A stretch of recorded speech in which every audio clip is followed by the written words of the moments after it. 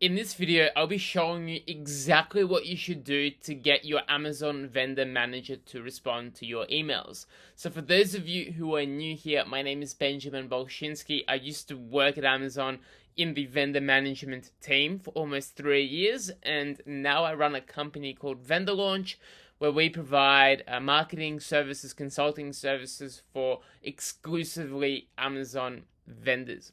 So without further ado, if you currently run an Amazon vendor account, you have more than likely run into the scenario where you've emailed your vendor manager. Maybe you're asking for a cost price increase. Maybe you're trying to get products unsuppressed. Maybe the purchase orders are too low and they're just ghosting you. They just won't respond. It's a very common issue that many of our clients run into almost on a daily basis. And so this is exactly what you should do.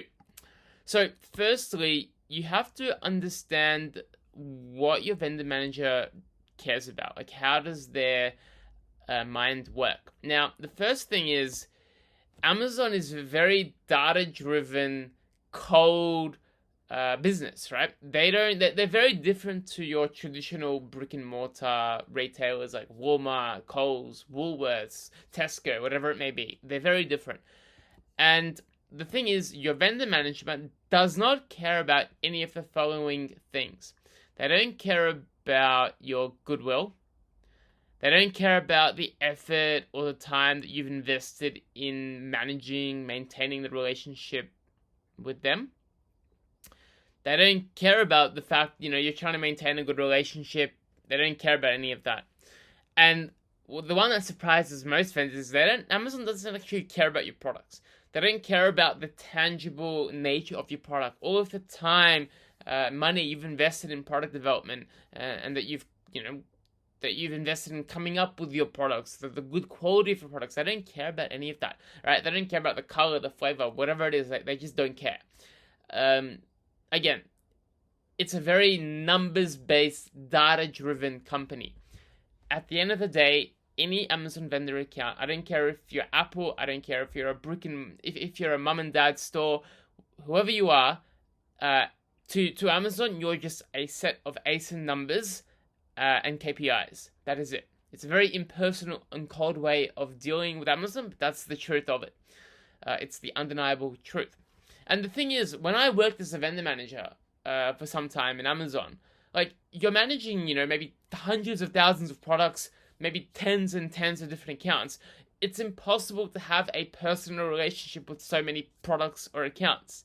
Right? That's just how the retailer works. It's very cold, data-driven, right? And impersonal, not personal at all.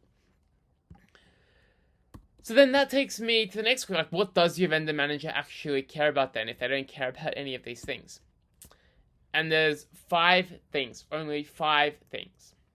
These are, number 1, ASP, which stands for average selling price.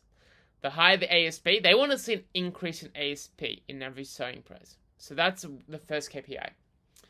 The second KPI is profitability, right? What is the vendor account profitability? What is the product level profitability? Oftentimes this means net PPM, stands for net pure product margin, right? They need to be making money on your products, profitability. Then revenue, so like a sales top line revenue sales figure. They also care about number of buyable products. This is an interesting one that many vendors don't understand. Again, it's a KPI at Amazon. They care about the number of buyable products that each vendor manager looks after in their category. The more, the better. And then ranging gaps. So, they might have certain brands of products that they don't currently sell on Amazon. They haven't onboarded those vendors. Those are what they would call selection gaps. And oftentimes this is by comparison to other retailers. If there's a product that they sell, in,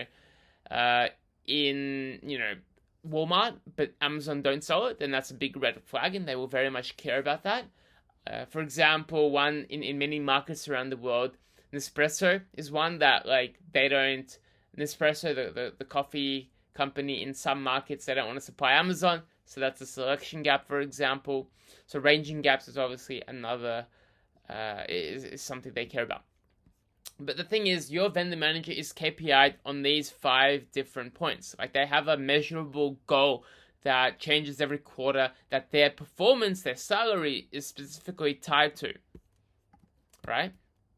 None of these are KPI'd. Goodwill, effort, maintaining a good relationship, this has no KPI. Anything your vendor manager does or does not can be tied to these 5 factors, and only these 5 factors. So what does this mean for you? If you're asking your vendor manager for something, right? If you need something done by the vendor manager, make sure to tie it to one of these 5 things, right? Make sure that it clearly supports one of these KPIs.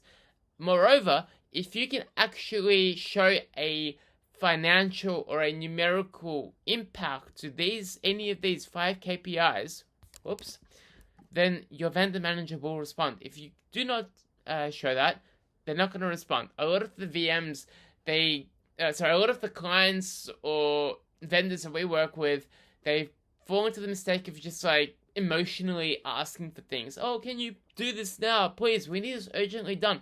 Your vendor manager is going to just ignore those emails, right?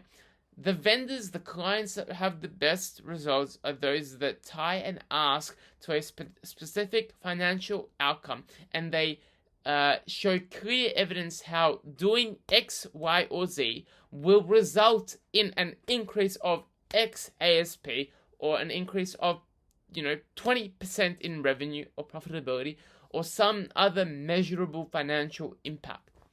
So all this to say, make sure you tie each of your emails to these 5 things, and you'll be well ahead of the other vendors that don't. Hopefully that helps. If you are a vendor, you want to work with my team or myself, then please book a call through my company website in the description below. Otherwise, I hope you have a great day, and we'll be in touch soon. Thanks. Bye.